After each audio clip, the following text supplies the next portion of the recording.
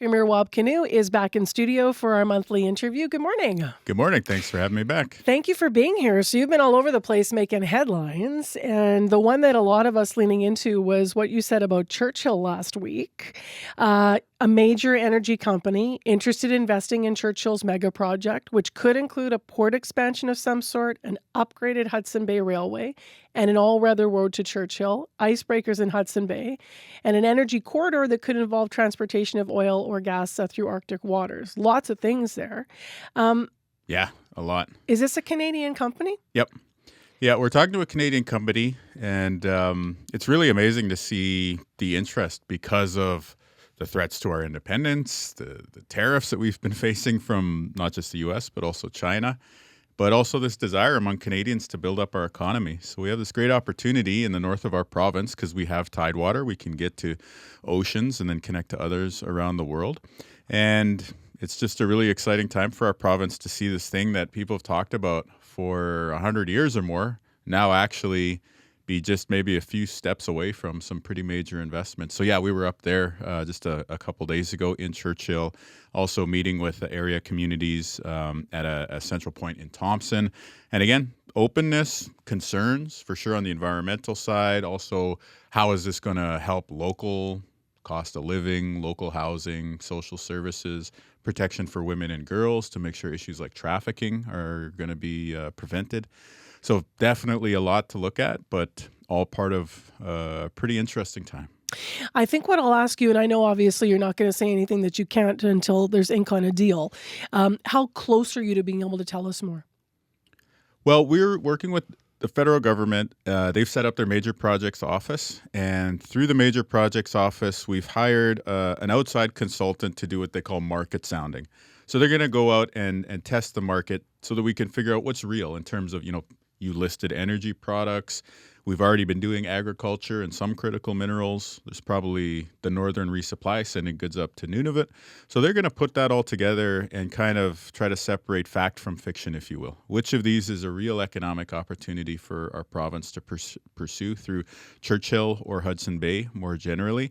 And we're supposed to get that back in April or May. So not saying that we'll necessarily announce a specific company going into the spring, but we should have more information to share in greater detail. Is there one company only right now that's sort of in the game? Seriously? Well, if you look at what I would say, no, there's a few, just to answer directly. But Okay. to give a bit of context here, when you look at the West Coast, where they've done some pretty big projects, including some that have First Nations or Indigenous governments owning a significant piece of the equity, it's usually like a consortium. So there might be one big company that's sort of the lead investor, but you'll typically see like maybe a dozen companies because these projects are so huge.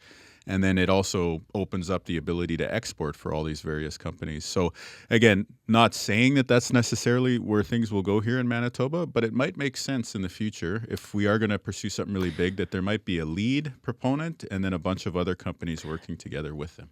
Just last on Churchill, regarding icebreaking that would, make shipping year-round, you've asked Ottawa to fast-track the Transport Canada paperwork required for the icebreaker feasibility study up there. Yes. And these are icebreakers. People shouldn't be thinking of like the Red River icebreakers. We're talking The like Alphabex, no. Yeah, we're talking like Different. military Yeah. grade, year-round shipping here. Have you heard anything back on that front about are they fast-tracking this? When are we going to understand if they can open year-round?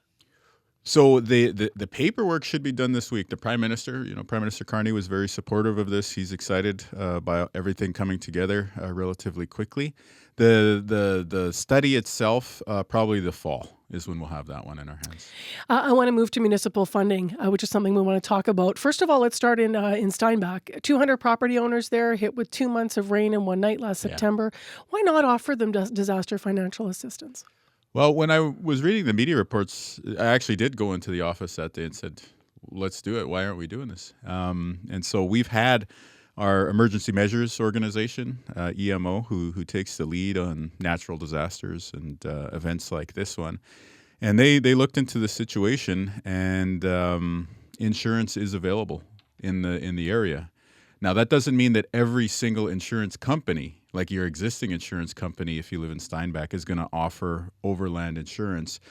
But maybe that means you got to find a better company, one that's actually going to work with your family or your business. I don't know. So that's part of it.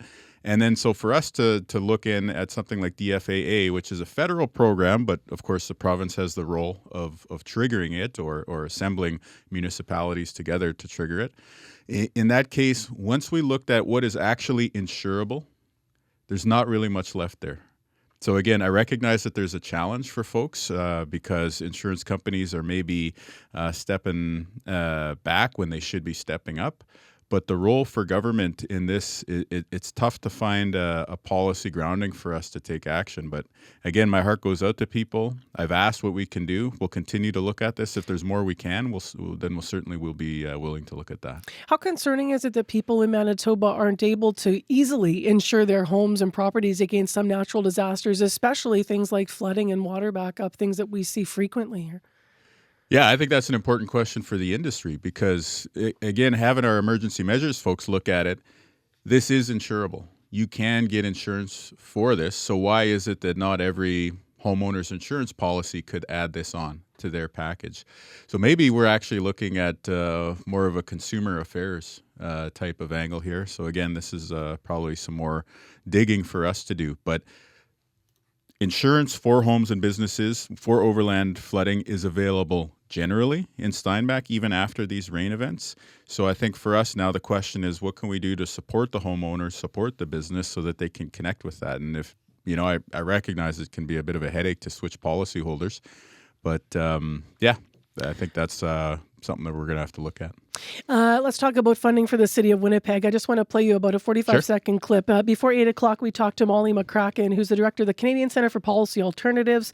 They just did a study looking at what they say would be a different way of funding cities that would give them more stable funding to help with infrastructure woes. Here's what she said. Property taxes are the bulk of the revenue for the city of Winnipeg right now. So if governments were to, because you would need the permission of the federal or provincial government to do this in partnership with cities, introduce a new income tax bracket at the top end. So the proposal in this report is to give municipalities access to personal income taxes for those earning $246,000 or more per year at a 1% rate.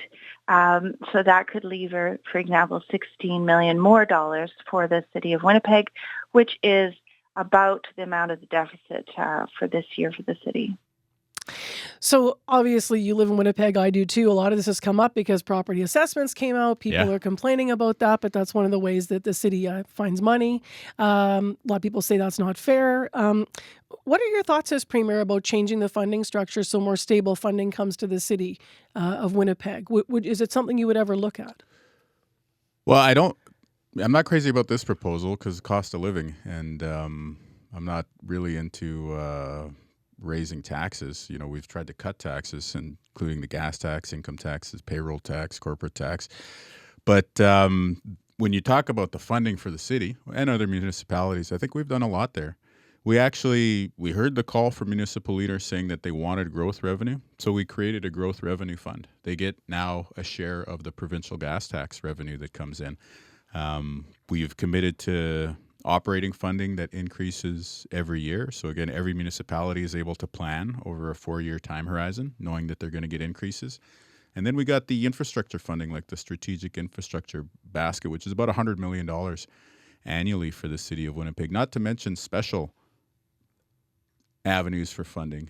In the CBC web reports today, you have the RSR project in Southeast Manitoba. That's something that we're involved in.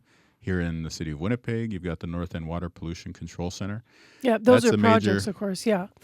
But I think it's significant to understand, if you look at the North End Water Treatment Plant, for instance, we spent all of our bandwidth with the federal government in the last year of Trudeau's time in office in order to get that money, right? Like, it's $500 million. Yeah. This is a huge amount of investment that's coming into the city. I'm just going to interject because I want to push back on another plan then. So another idea is you talked about the portion of the gas tax, but for stable funding for cities, Saskatchewan does 1% dedicated from their PST. Quebec does that too, 2 cities. Is that something that you would look at? Well, anytime you look at existing provincial revenues, the question is, which emergency room do you want to close? So you pit it against healthcare Well, spending. this money is currently supporting our hospitals, which we're making progress on hiring up. It's money that goes to supporting schools. You're about to see the school funding announcement where we're going to give increases to every school division. So Saskatchewan in can Manitoba. manage it. We just don't have the Well, money we here did to just manage it. we did just give them growth revenue. Yeah, but this is just more stable. Like 1% would, I think Molly McCracken was talking about, that would be like $300 million a I don't year. know. And then if we do that, then it's everything's good for forever and ever. I think the point that I'm making is we have provided a new source of growth revenue within the past year. No government in the province's history has ever done that before. We've done more on operating. We've done more on infrastructure funding. So again, cost of living is important, and I want to make sure that we're taking a balanced approach here. So we got to look out for the affordability for you, the taxpayer, but also we got to invest in the future with infrastructure and funding for services. And so we've stepped up with things like that too, like the Community Connections program that was cut at the downtown library.